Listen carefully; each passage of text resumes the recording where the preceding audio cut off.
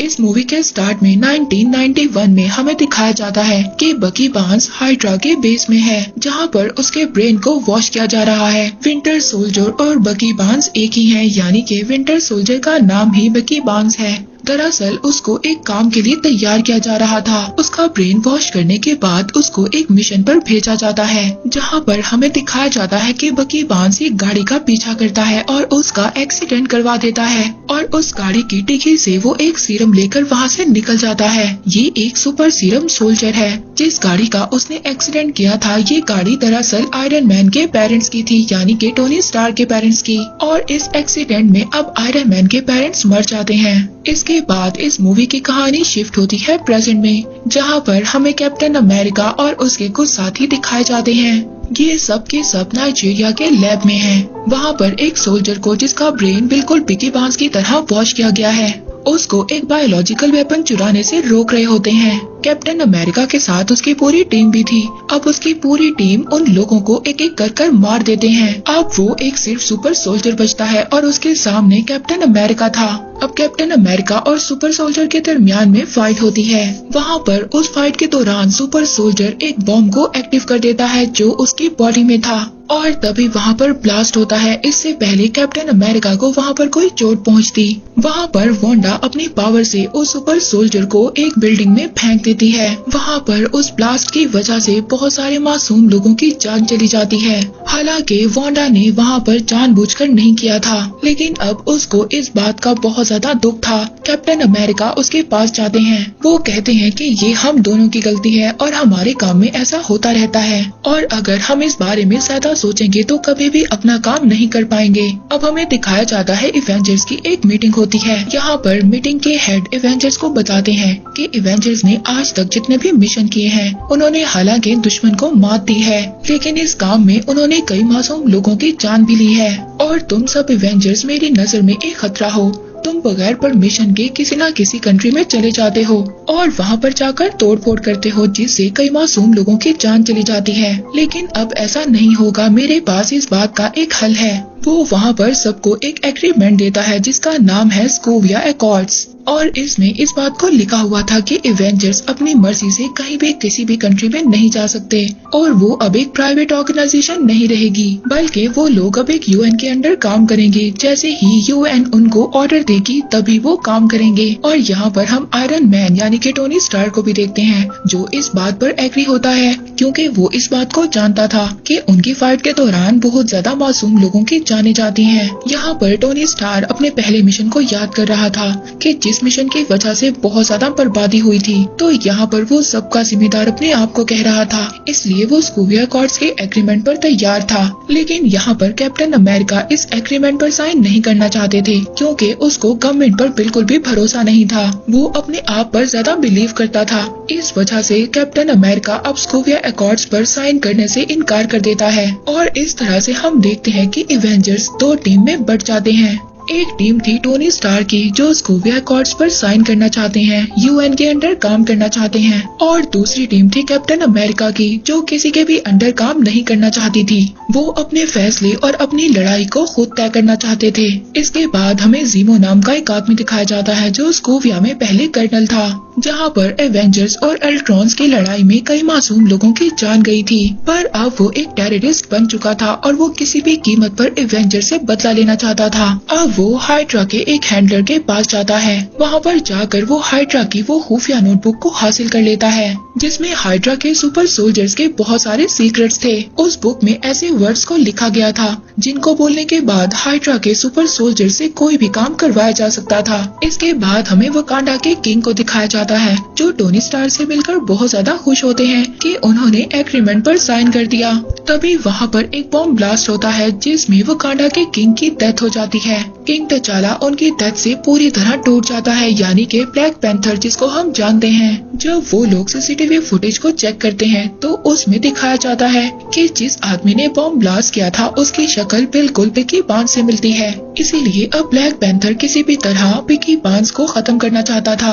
अब captain America को ये बात पता चल जाती है कि पूरी मिलिट्री फोर्स और ब्लैक पैंथर बकी बार्न्स के पीछे पड़ी हुई है उसको खत्म करने के लिए। पर कैप्टन अमेरिका को इस बात पर यकीन था कि उसका दोस्त बकी बार्न्स बिल्कुल बदल चुका है, क्योंकि जब कैप्टन अमेरिका पानी में डूब रहा था तब बकी बार्न्स ने ही उसको बचाया था। अब कैप्टन अमेरिका बकी बार्न्स के पास पहुंच जाता है। जैसे ही वो बकी बार्न्स के पास पहुंचता है तो वहां पर मिलिट्री उन दोनों पर अटैक कर देती है। यहाँ पर ब्लैक पैंथर भी आ जाता है जो बकी बार्न्स को मारने के लिए उसका पीछा कर रहा था। यहाँ पर कैप्टन अमेरिका और उसका साथी दोनों मिलकर बकी बार्न्स को बचाना चाहते हैं, पर किसी तरह ब्लैक पैंथर बकी बार्न्स को पकड़ लेता है। इससे पहले वो बकी बार्न्स को वहाँ पर मारता, तभी वहाँ पर आयरन मैन का दोस्त जो मिलिट्री में सोल्जर है वो आ जाता है। उसके पास आयरन मैन का दिया हुआ सूट है जिसका नाम वॉर मशीन है। वहाँ पर वो अपनी टीम के साथ आ जाते हैं और सबको अरेस्ट कर लेते हैं। सबको एक खास जगह पर ले जाया जाता है और बकी बार्न्स को एक खास जगह पर रखा जाता है। इसके बाद वहाँ पर बकी बार्न्स के पास एक साइकियाट्रिस्ट आता है।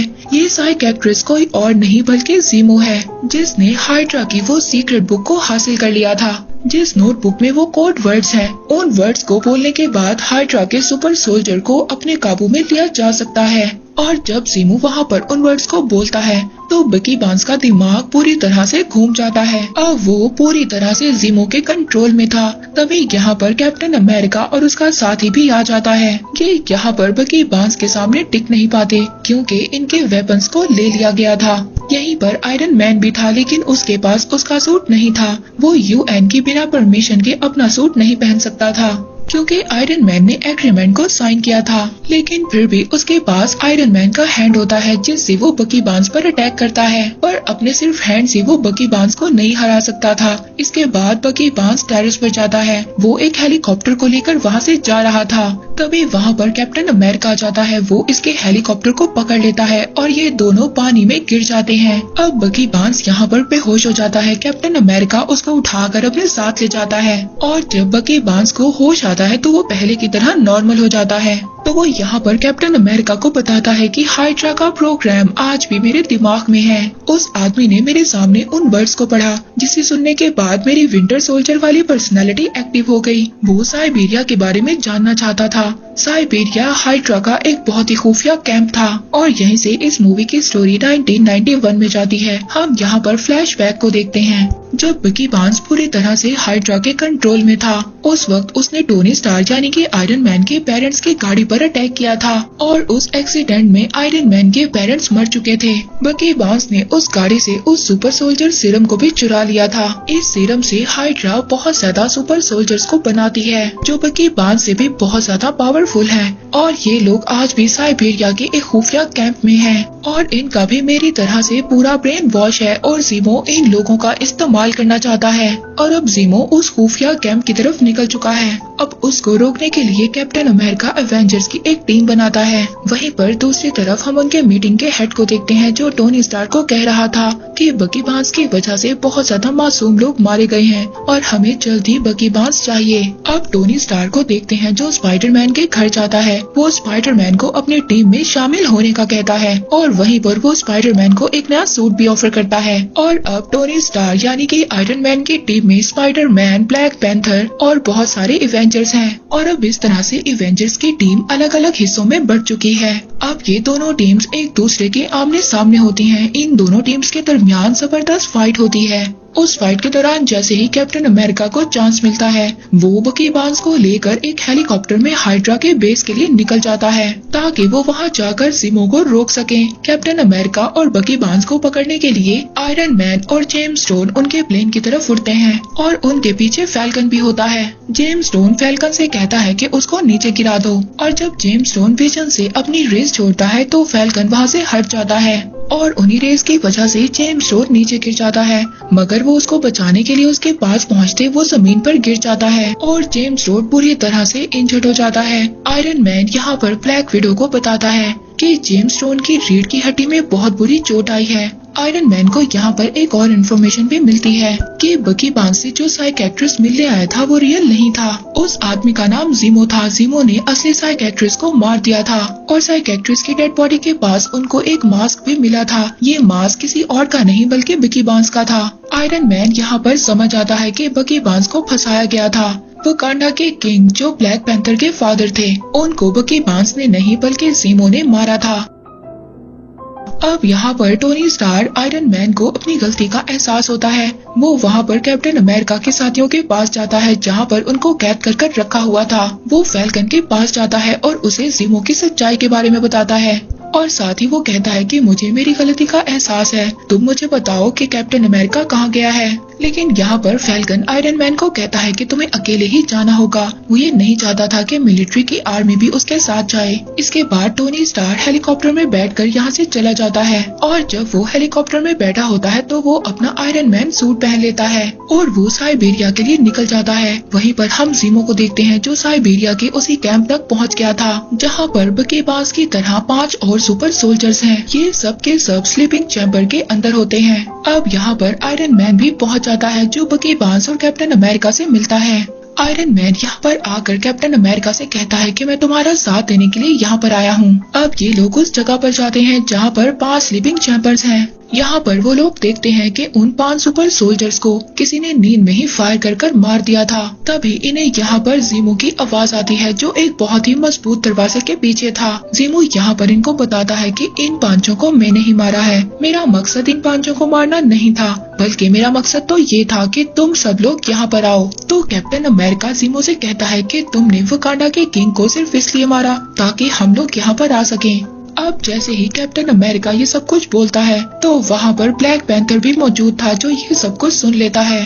तो वो ये बात सुन लेता है कि उसके फादर को बकी बार्न्स ने नहीं बल्कि जीमो ने मारा है। अब इससे पहले ये जीमो पर अटैक करता जीमो यहाँ पर एक रिकॉर्डेड कैसेट चलाता है जो रिकॉर्डेड कैसेट 1991 की थी। उस वीडियो रिकॉर्डेड में आयरन मैन देखता है कि बकी बार्न्स ही था जिसने उसके पेरेंट्स को मारा था। वो वीडियो देखने के बाद आयरन मैन बिल्कुल आउट ऑफ कंट्रोल हो जाता है। वो कैप्टन अमेरिका से वहाँ पर पूछता है कि क्या तुम्हें इन सब चीजों के बारे में पता था। तो जैसे ही कैप्टन अमेरिका हाँ बोलता है टोनी स्टार्क आयरन मैन उस पर अटैक कर देता है। साथ ही में वो यहाँ पर बकी बार्न्स को भी मारना चाहता था। इन तीनों के दरमियान एक बहुत ही खतरनाक फाइट होती है जिसमें आयरन मैन बकी बार्न्स को मारना चाहता था लेकिन कैप्टन अमेरिका बकी बार्न्स को बचाना चाहता था। इसलिए नहीं कि वो उसका दोस्त था बल्कि वो ये जानता था कि जिस वक्त बकी बार्न्स ने ये सब कुछ किया था वो अपने कंट्रोल में नहीं था। वो उस वक्त पूरी तरह से हाइड्रा के कंट्रोल में था।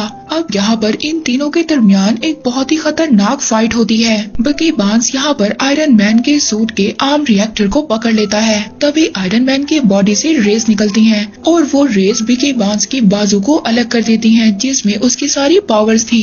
इसके बाद वो कैप्टन अमेरिका को मारने वाला था पर जैसे ही वो कैप्टन अमेरिका पर अटैक करने वाला था बकी बार्न्स उसका पाँव पकड़ लेता है जिससे कैप्टन अमेरिका को मौका मिल जाता है और वो टोनी स्टार्क यानी कि आयरन मैन को जमीन पर देकर मारता है और वो अपनी शील्ड से आयरन मैन के मास्क पर अटैक कर रहा था जिससे उसका मास्क तो टूट जाता है। अब वहाँ पर वो उसके चेहरे पर नहीं बल्कि उसके सूट के आर्म रिएक्टर पर अटैक करता है जिससे आयरन मैन का सूट पूरी तरह से डेड हो जाता है। कैप्टन अमेरिका अगर चाहता तो आयरन मैन यानी कि टोनी स्टार्क को मार भी सकता था लेकिन वो ये जानता था कि टोनी स्टार्क का गुस्सा बिल्कुल जायज था। इसके बाद वो अपने दोस्त को यहाँ से लेकर जा रहा था। कैप्टन अमेरिका जब यहाँ से जा रहा था तो टोनी स्टार्क उसको कहता है कि ये शील्ड मेरे फादर ने तुम्हें दी थी और तुम इसके काबिल नहीं हो। तभी कैप्टन अमेरिका उस शील्ड को वहाँ पर फेंक देता है। वहीं पर दूसरी तरफ जीमो को दिखाया जाता है जिसके पास ब्लैक पैंथर पहुँच चुका है। वो वहाँ पर ब्लैक पैंथर को बताता है कि मेरा बेटा एवेंजर्स का बहुत बड़ा फैन था पर एवेंजर्स ने जब सोकोविया पर अटैक किया तो उसमें मेरा बेटा मेरी वाइफ सबके सब मारे गए।